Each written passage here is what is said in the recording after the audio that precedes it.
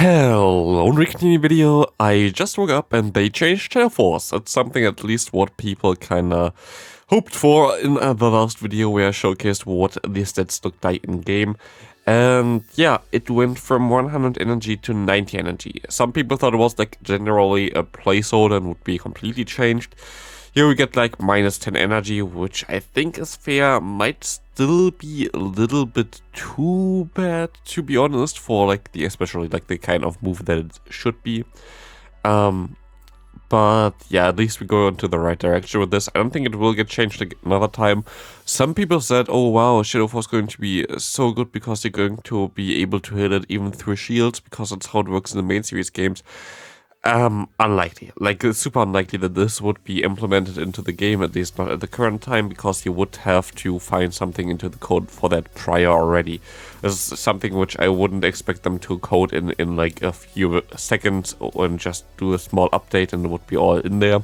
Because it's a complete new mechanic that wouldn't, like, that is not in the game yet. Like, if it's not like a different kind of effect that we already have. So yeah, let's take a look on how Shadow Force looks like now. We see here Shadow Force is a 1.33 damage per energy move, which is of course horrible for the amount of energy it needs, but of course there is the main reason for this to be existing here right now is just to have something that is still a tiny bit better than the Shadow Sneak, which is currently what Giratina learns, and yeah, it's still not making it too broken, which I understand. Like, honestly, I understand why this is the case, why they want to make it a little bit too, like, not that good at general, so it's totally understandable. I'm fine. You see here, it basically does 20 more damage for double the energy of a Shadow Sneak. You don't really lose one more extra turn.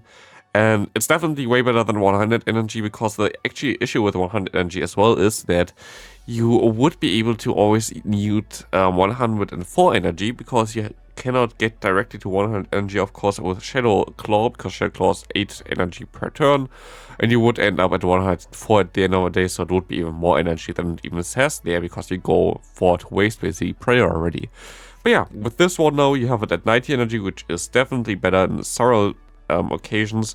I still think 80 would be the way to go, to be honest. It still wouldn't be too broken. The thing with 80 energy is you have to get there first. I mean, with this Pokemon, it's at least very bulky. But I think it's still 90 is fine. Like, 90 energy is fine for this move. We will see here, compared to Shadow Sneak in the Ultra League, you're still going to be able to hit 3 more matchups, which is nice, with the Tapu Fini, the Giratina Stunfisk, and also the Charizard here, as it looks like. It's definitely something that is better for the calculations. I don't think it's going to be as good either. The thing is that, like, a ton of times PvPoke is just going to bait with the Dragon Claw, which is a super cheap move, and then hit the Shadow Force afterwards. But yeah, that's going to not always occur, of course, in the main games. But yeah, this is seeming to be at least a small upgrade, especially for the Ultra League, which I think is fine. This is totally understandable. I'm happy with this. It's just a small update. It doesn't make it too broken, and I do understand. I think 80 would be still okay, to be honest. I think 80 wouldn't be completely broken.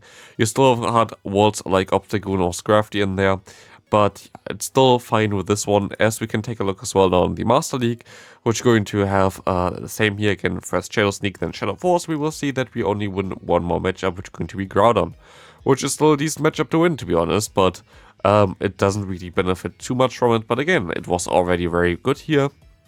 I think you might even want to run, I know that a lot of people run Giratina here with the move Ancient Power, and Ancient Power is something that is kind of okay here. I don't know if it helps you more.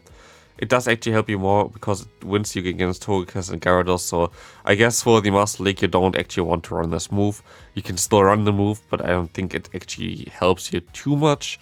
There were people that, again, who asked me in the last video that would be the case with Giratina Origin, and I can tell you already, there will be no way that people will run this move on Giratina Origin, because you have Shadow Ball already, you have Omni's Wind already.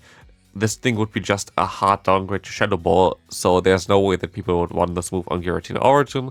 It would be completely horrible, but yeah, this is that for this part. Yeah, it's just going to be a super small upgrade for the Giratina in the Ultra League and into the also a little bit maybe for the Master League, but mainly for the Ultra League.